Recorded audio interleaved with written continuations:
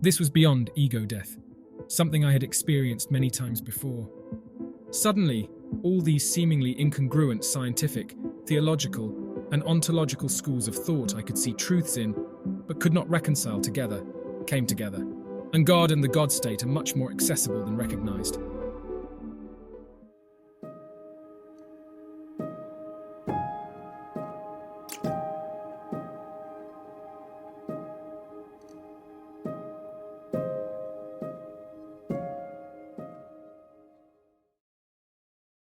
This mushroom experience is almost hard to pin down because I was still having reverberatory effects from taking ayahuasca a little less than 2 weeks prior. During this time, minor substances would affect me in surprisingly psychoactive ways.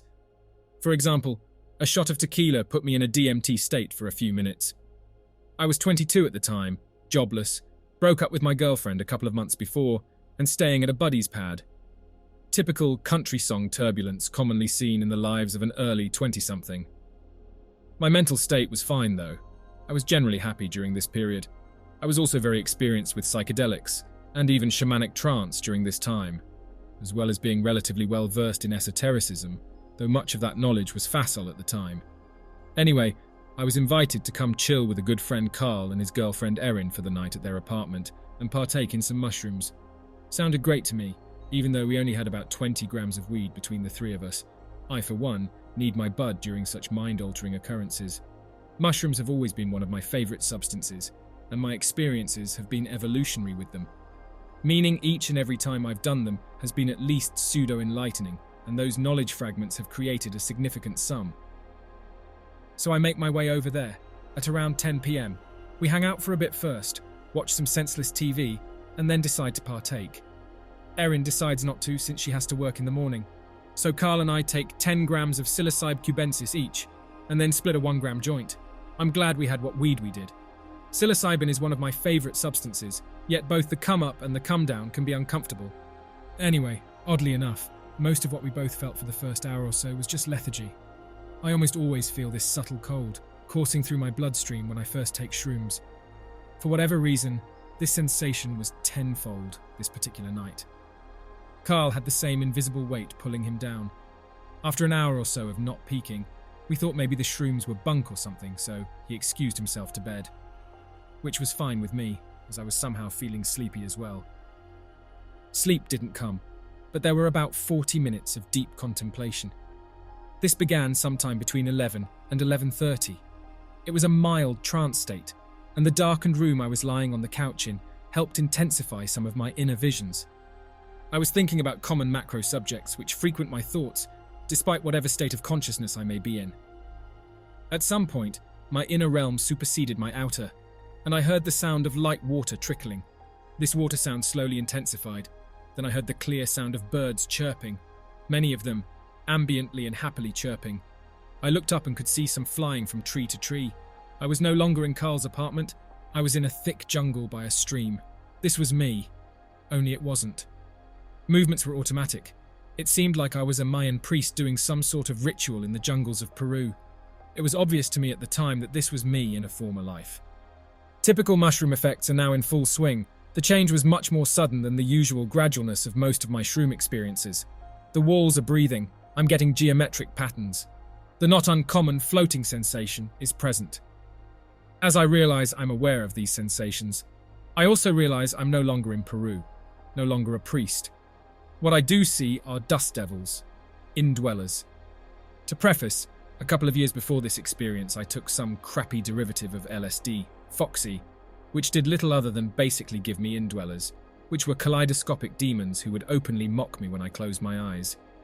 I was grounded enough to not become schizophrenic from this episode, though some might argue that the ship had sailed at this point, but they were a recurring and uncomfortable visual and therefore emotional sensation for some time, especially every night as I tried to go to sleep. As I saw them this time, more fluorescent and intense in my mind's eye than ever before, I started doing a couple of movements automatically. Let me also mention that I am not a Christian, nor even the slightest bit religious. I see most religious restrictions and parameters as oh so detrimental. But I had heavy Abrahamic imagery as well as ancient Egyptian during this trip. I instinctively put my left wrist over where my third eye would be, and with my right hand began both making mudras stemming from my unconscious, as well as allowing my arm to move freely. This movement was apparently making a cross pattern, or something similar. The dust devils, a Crowleyan term, though call them what you want, I think it fits their twisted and fleeting nature, are in my mind's eye, basically quadrants of 4 red and purple translucent sardonic little imp creatures spinning in a kaleidoscopic manner, each of the 4 symmetrical with one another. As I'm doing those movements, I can see glowing blue crosses overlapping the lower planed entities, tracers prevalent throughout. It was like if you put 2 film screens on top of each other, independent of each other, yet affecting each other. A deluded metaphysical science experiment, watching entities of different realms, going through the stages of mitosis with each other. This is having an effect. There is a literal crack of light peeking more and more intensely through the veil of the illusion of waking life. And a lifting of the veil is exactly what was happening. My inner was battling these demons I had been carrying around, but the inner is blanketed by the all, and the all was coming in. Not only was this light becoming more and more intensified, but I also could hear a sound coming from it. I had to be passive during these moments. It was a definite trance state. If I moved my eyes at all, the light would lose a little. Frankly, one of, if not the most love-filled and awe-inspiring sounds I've ever heard, though it was just one tone. But the tone had an ethereal echo. It is difficult to put into words. I later identified this tone to be me, or the solfeggio. I also later found out the significance of this tone in New Age circles, and how it's supposedly the resonant tone of our DNA, as well as other implications. I don't know about the healing powers hearing this tone alone can afford, but I do know the legitimacy of this being tied to our everything. As I'm still moving my arm, I inadvertently cast these indwellers into Carl's computer, which is in the next room. His computer is off, yet I hear a shwoom sound. The little devils are gone. Regardless, I'm not even thinking about that. I'm immersed in the light and sound, which is enveloping me more and more. Soon this immersion becomes overwhelming, the sound deafening. And then, eyes. Winged eyes, ringed eyes. Eyes in the shape of Sauron, only riddled with smaller eyes within. They move, they pierce, they recognize. They are flying yet stagnant, fearsome yet gentle. They see me for all that I am and will ever be. Just under these things are rotating pillars, the tops of which are spinning heads. Another pillar is a spinning hawk or eagle. Another, a bull. There is a fourth, but I am surrendered to the eyes, so it goes by unrecognized. However, despite the rotisserie nature of the pillars, their heads all remain fixed in place on me. These winged eyes fade, secede, and there is the eye of providence blinking at me. It's hard to describe how a 4 or non-dimensional entity can change using 3-dimensional language, but the eye of providence transformed into the eye of Ra, seamlessly, searingly. Ra was leaving a permanent imprint. The eye of Ra glowed such a bright red, slowly changing to other colors, purple, blue, silver, and pure white. Then an inner explosion. There was simultaneously nothing and everything. The separation between matter and spirit was cut, and the shell of my biology no longer contained. I was blissfully part of the infinite. I was the universe. And blissful it was. Every cell in my being, cells I didn't know existed, cells quantumly entangled with other seemingly disparate cells, were connected, were singing, were in conjunction with one another, and yet all ultimately the same. All I could hear was that me tone, the tone of angels. This was a beyond synesthetic experience. All senses were simultaneous and the same. This is the one I have heard so much about. This is the realm of the higher self, of the all, of the ultimate truth. During this time, conversations were had. Because of the ineffable nature of nearly every aspect of this awakening, it's difficult to specify what I mean by that. These aren't conversations in the typical sense, and it's not talking. And really, I was only receiving. It was sustained and instantaneous at the same time. I won't go into the substance of the information, but invaluable is the mildest way I can put forth what was attained. I basked in this pure white light for what seemed like eons, gaining spiritual sustenance I didn't know possible. The flooding of love, bliss, the infinite awe, utterly orgiastic, though not sexual. Permeating throughout the entirety of all, recognizing we all stem from the origins of this beautiful ultimate, and we are all individual aspects, subjectively experiencing while ultimately the same. Even if these kinds of realizations had been intellectually recognized by myself long ago, it is a whole other matter entirely to individually and experientially corroborate your intellectual convictions. The entirety of my vision was probably around 30 to 40 minutes long, but it felt like lifetimes when it was happening. It probably would have continued, at least for a little while, had Carl not opened the door, blatantly peeking, looking like the enlightened freak he probably was at that moment. "I'm tripping so hard. How's it going?" he asked in a monotone yet perplexed manner. Then we just started laughing uproariously and went to smoke the rest of the weed. The rest of the night was pretty standard shroom fare. Everything was hilarious. There are still minor visuals, wall breathings and so on. Carl's upstairs neighbour saw us outside when Carl was smoking a cigarette, so he came down and drank some good microbrews with us. Erin made us some crusties pancakes. It was just chill and fun.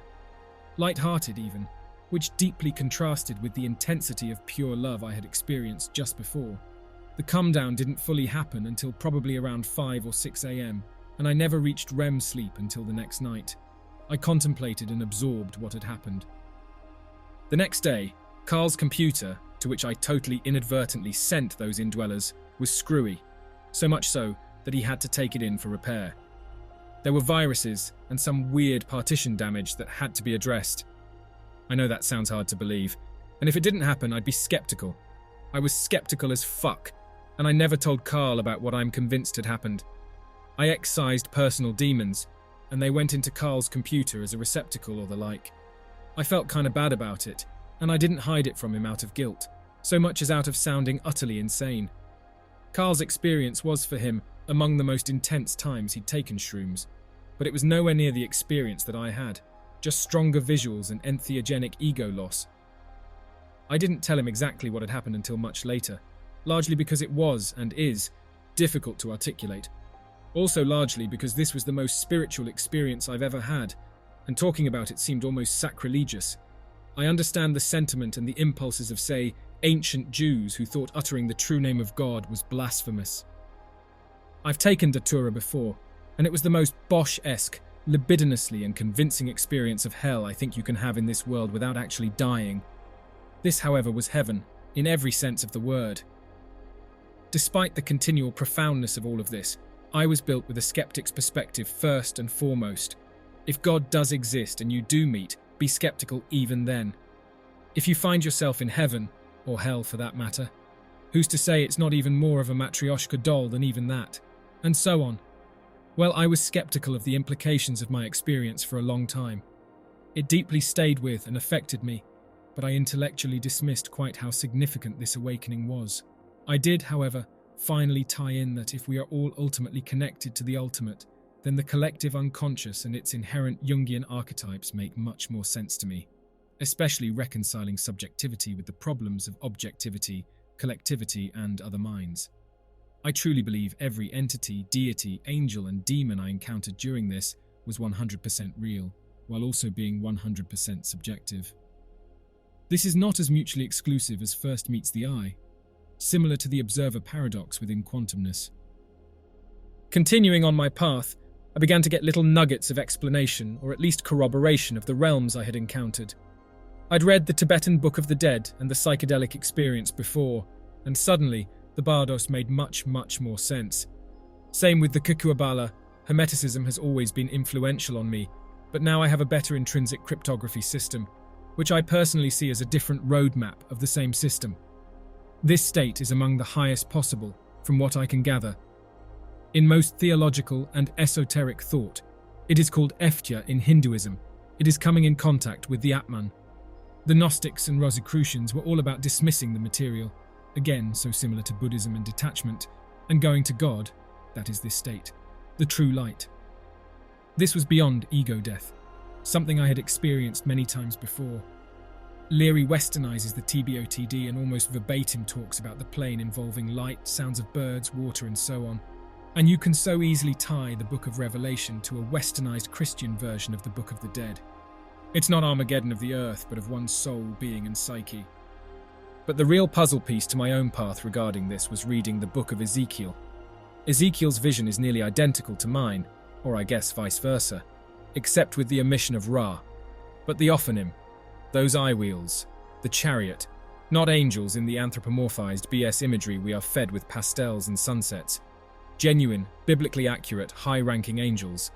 Merkaba mysticism is one of the roots of so many esoteric disciplines, and I feel my vision at least came from the same plane. Suddenly, all these seemingly incongruent scientific, theological, and ontological schools of thought I could see truths in, but could not reconcile together, came together. And God and the God state are much more accessible than recognized. Most religions put up barriers, especially regarding knowledge, despite the esoteric origins and underlying truths in basically every religion. You can reach this FT state through any religion or none at all. The God state cannot be contained within the pedantic box of exclusivity and specific rituals. I know many esoteric occult circles see speaking of such things relatively openly as beyond taboo. The Taoistic sentiment, "Those who know do not speak, those who speak do not know," is an important approach taken by most seekers, it seems, and I don't wholly disagree with this approach. They speak in other ways, that is art. Alex Gray, for example, and his Chapel of Sacred Mirrors. So why go against the grain a little bit and talk in somewhat demystifying terms about all this? The path of the genuine seeker is lonely, intrapersonal, arduous, precarious, alienating, baffling, and potentially quite damaging. Because of this, and because I recognize these strifes which I had to endure, I hope that this will potentially corroborate, confirm, catalyze, inspire, relieve, and speak to. At least for some, at least for one. I would have found it beyond helpful if I could have had such corroboration during the immediate aftermath of this experience. Pieces are finally fitting together, and the mosaic is beyond spectacular. It's beyond the spectrum itself. Also, it is clear that more and more awakenings are happening, and I feel like it is my role and duty to submit my own. As exciting as this personally was for my own path of spiritual development, I more than recognize I'm not the first, and certainly won't be the last to reach such conclusions and awareness. I can at the very least be assured, though, I am on the right path. At least for myself, and apparently others have similar ideas for themselves. I see Masons and Masonic imagery drastically differently now, as well as the Masonic book Morals and Dogma. Anyway, I finally digress and apologize about how long this became. Talking about such relatively complicated concepts, however, is not a task for the taciturn.